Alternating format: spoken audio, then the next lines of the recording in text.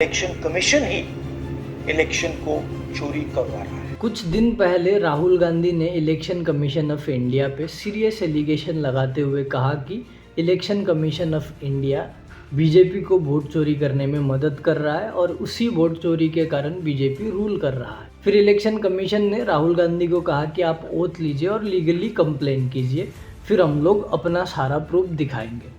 तो क्या राहुल गांधी ने जैसे बताया देश में वोट चोरी हो रहा है, उसी प्रकार से देश में वोट चोरी हो रहा है, या फिर ये बस गवर्नमेंट कांस्टेबल करना और एक केओस का माहौल क्रिएट करने का प्लानिंग है? तो आगे वीडियो में हम लोग इसी चीज़ के बारे में बात करेंगे। अगर आपने पहले ही अपना दिमाग में कंक्लूजन बना लिया है थंबनेल देख के, या फिर आपको इस मुद्दे के बारे में जानकारी है और आपने पहले ही अपना कंक्लूजन बना लिया है, तो आप कृपया वीडियो को स्किप कर दीजिए। क्योंकि हम लोग इंडियंस में ये प्रॉब्लम है, हम लोग काफ़ी इमोशनल है।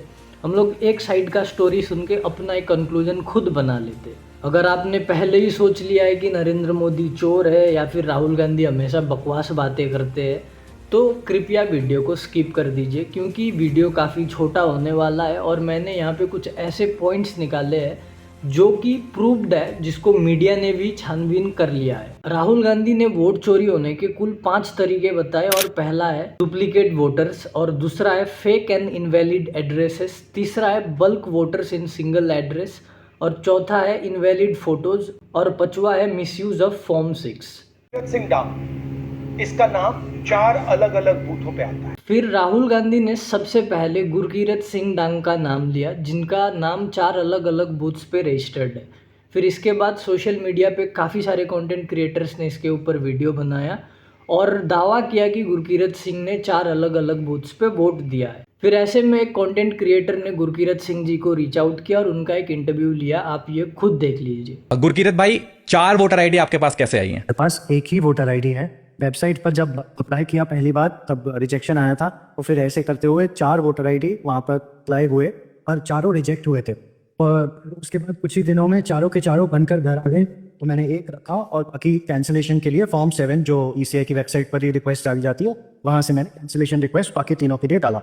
और मेरी आपके सिस्टर से बात हो रही थी, ये जो आपकी प्राइवेट इंफॉर्मेशन राहुल गांधी जी ने लीक कर दी है पब्लिक में, इससे क्या इम्पैक्ट आ रहा है आपके ऊपर? एक जो हैरेसमेंट है वो तो हुई ही है, पर इसके अलावा बहुत एम्बैरेसमेंट सिचुएशन भी हो जाती है, क्योंकि लोग सिर्फ मुझे ही नहीं, मेरे पेरेंट्स, ग्रैंड पेरेंट्स, सबको फ़ोन करके परेशान भी कर रहे हैं। वर्क भी अफेक्ट हुआ है। ये सब बस एक राहुल गांधी के फॉल्स एक्यूजेशंस के चक्कर में इतना कुछ है जो हमारी फैमिली को अभी इस सिचुएशन में डील करना पड़ रहा है। फिर राहुल गांधी ने आदित्य श्रीवास्तव जी के बारे में बताया, जो कि as a voter Uttar Pradesh, Karnataka और महाराष्ट्र में रजिस्टर्ड है।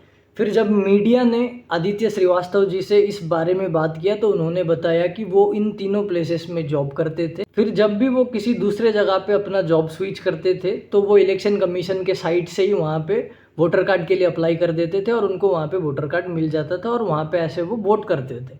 फिर राहुल गांधी का दूसरा मुद्दा ये था कि बहुत सारे ऐसे लोग हैं जिनका घर का नंबर 0 है। ऐसे कौन है जिनका घर का नंबर 0 है? तो इस बात पे chief of election commissioner Gyanesh Kumar ji ने क्या बोला, आप खुद देख लीजिए। 0 नंबर। आपको पता है इस देश में करोड़ों लोगों के घरों के पते के आगे 0 नंबर है। क्यों? क्योंकि पंचायत, म्यूनिसिपैलिटी, जिस घर में वो रहते हैं उन्होंने उनका नंबर नहीं दिया। शहरों में अनऑथराइज्ड कॉलोनीज हैं जहां उनको नंबर नहीं है, तो वो अपने फॉर्म में क्या पता भरे? तो चुनाव आयोग के निर्देश कहते हैं अगर ऐसा कोई भी मतदाता इस देश में है, चुनाव आयोग उसके साथ खड़ा है और उसको नोशनल नंबर देगा, और चूंकि कंप्यूटर में जब उसको भरते हैं तो वो 0 दिखता है।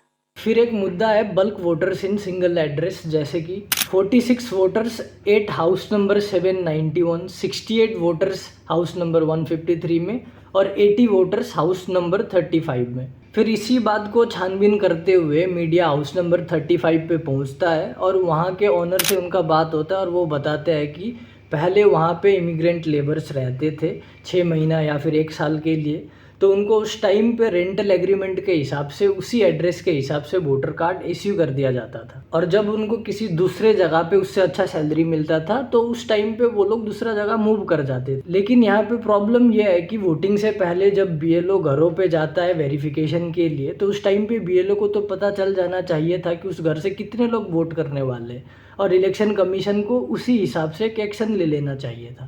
फर्स्ट टाइम वोटर बनी है, 70 साल की आयु है। तो फिर और एक पॉइंट है मिसयूज़ ऑफ फॉर्म 6। तो फॉर्म 6 क्या होता है? एक्चुअल में फॉर्म 6 जो नए वोटर्स होते हैं उनके लिए होता है। राहुल गांधी ने ये फ़ोटो दिखाते हुए कहा कि शकुन रानी एक वृद्धा महिला है और उनके नाम से फॉर्म 6 यूज करके 2 बार वोट डाला गया है। फिर जब उनसे पूछा गया तो उन्होंने बोला कि उन्होंने सिर्फ एक जगह वोट डाला। आप फोटो को गौर से देखिए, वहाँ पे लिखा हुआ है BLO मार्क्ड इलेक्टोरल रोल। तो यहाँ पे बस 2 ही पॉसिबिलिटीज़ होता है कि पहला BLO का मिस्टेक हो सकता है, और अगर BLO का मिस्टेक नहीं है, सच में किसी ने उनके नाम पे 2 वोट डाला हुआ है, तो ये बहुत बड़ा प्रॉब्लम है। इलेक्शन कमीशन को ये चीज़ समझना पड़ेगा और इस चीज़ का जवाब देना पड़ेगा। और एक पॉइंट है इनवैलिड फोटोज़। वोटर लिस्ट, इनकी फोटो देखिए, या फोटो है ही नहीं या फिर छोटी छोटी फोटो है तो दिख नहीं सकती। ऐसे वोटर्स जिनका लिस्ट पे फ़ोटो नहीं है या फिर बिल्कुल ही छोटा फ़ोटो है, उनके साथ भी गड़बड़ी किया जा सकता है, क्योंकि बिना फ़ोटोज़ के ये कंफर्म नहीं किया जा सकता कि जो वोटर है वो ओरिजिनल है या फिर फेक है। तो इसका जवाब सिर्फ वही आदमी दे सकता है जो वोटिंग से पहले कार्ड चेक करता है, या फिर CCTV कैमरा में देख के बताया जा सकता है कि ये ओरिजिनल वोटर है या फिर डुप्लीकेट। और फिर राहुल गांधी ने CCTV कैमरा के ऊपर बोला कि पहले इलेक्शन रिजल्ट के बाद 1 साल तक जो भी फुटेज होता था CCTV कैमरा का उसको रखा जाता था, फिर उसके बाद डिस्ट्रॉय किया जाता था, लेकिन अभी उस रूल को बदल के 45 दिन किया गया है। और फिर इसी चीज़ के ऊपर चीफ ऑफ इलेक्शन कमिश्नर क्या कहते हैं आप सुन लीजिए। क्या अपनी माताओं, बहुओं, बेटियों सहित किसी भी मतदाता की CCTV वीडियो चुनाव आयोग को साझा करनी चाहिए क्या? कहना क्या चाहते हो? किसी ने आपसे बहनों, बेटियों, माताओं का प्राइवेट फ़ोटोज़ वीडियोज़ नहीं मांगा है, सिर्फ वोटिंग का, जो वोटिंग के टाइम पे जो वहाँ पे गए थे उस चीज़ का वीडियोज़, उस चीज़ का फ़ोटोज़ मांगा है। तो और एक प्रॉब्लम ये भी है कि लिस्ट में कुछ ऐसे भी लोग हैं जिनके फादर्स का नाम KLPPG, LPDCH ऐसा कुछ रैंडम कुछ भी लिखा हुआ है। तो ऐसे कौन लोग हैं जिनके बाप का नाम ऐसा होता है? हमारे बाप का नाम तो अच्छा है, जैसे राम, अब्दुल, ऐसा कुछ भी एक बढ़िया सा नाम है। तो इलेक्शन कमीशन को इस चीज़ के ऊपर भी ध्यान देना चाहिए। तो यहाँ पे और एक समझने वाला बात यह है कि राहुल गांधी ने सीधा सीधा बीजेपी को निशाना बनाया है और सीधा उन्होंने बीजेपी पे वोट चोरी का इल्ज़ाम लगाया है, और अभी ये देश का सबसे हीटेस्ट आर्ग्यूमेंट भी यही है। लेकिन ऐसा नहीं है कि जिस जगह पे बीजेपी रूल कर रहा है, जहाँ पे भी बीजेपी जीता है वहीं पे ऐसा गड़बड़ी है, ऐसा बिल्कुल भी नहीं है। जहाँ पे कांग्रेस जीता है वहाँ पे भी ऐसा गड़बड़ी है। मालेगांव कॉन्स्टिट्यूएंसी में जहाँ पे कांग्रेस का ही सरकार है, वहाँ पे लगभग 9,757 घरों के नंबर नहीं थे, वहाँ पे भी गड़बड़ी है। तो यहाँ पे ना ही राहुल गांधी का जो भी एलिगेशंस है, जो भी क्लेम्स है वो 100% सही है, ना ही इलेक्शन कमीशन 100% सही है। अगर राहुल गांधी 100% सही होते तो वो ओथ देते और वो लीगली एक्शन लेते, और इलेक्शन कमीशन भी 100% सही होता तो वो हर एक बात का काउंटर जवाब देता। और हमारे लोग भी क्या है कि वो लोग हर दिन, साल के हर दिन बीजेपी वर्सेस कांग्रेस का लड़ाई करते रहते। ये बीजेपी वर्सेस कांग्रेस करने का समय नहीं है। अभी हम लोग को इलेक्शन कमीशन से हिसाब लेना चाहिए, वरना फिर ये मुद्दा का भी वही हाल होगा जैसे दूसरे मुद्दों का होता है। 6, 7, 8, 10 दिन, 1 महीना के लिए लाइमलाइट पे रहेगा, उसके बाद फिर से गायब। फिर से मैं बोल रहा हूँ कि this is not about BJP and Congress, this is about election commission of India.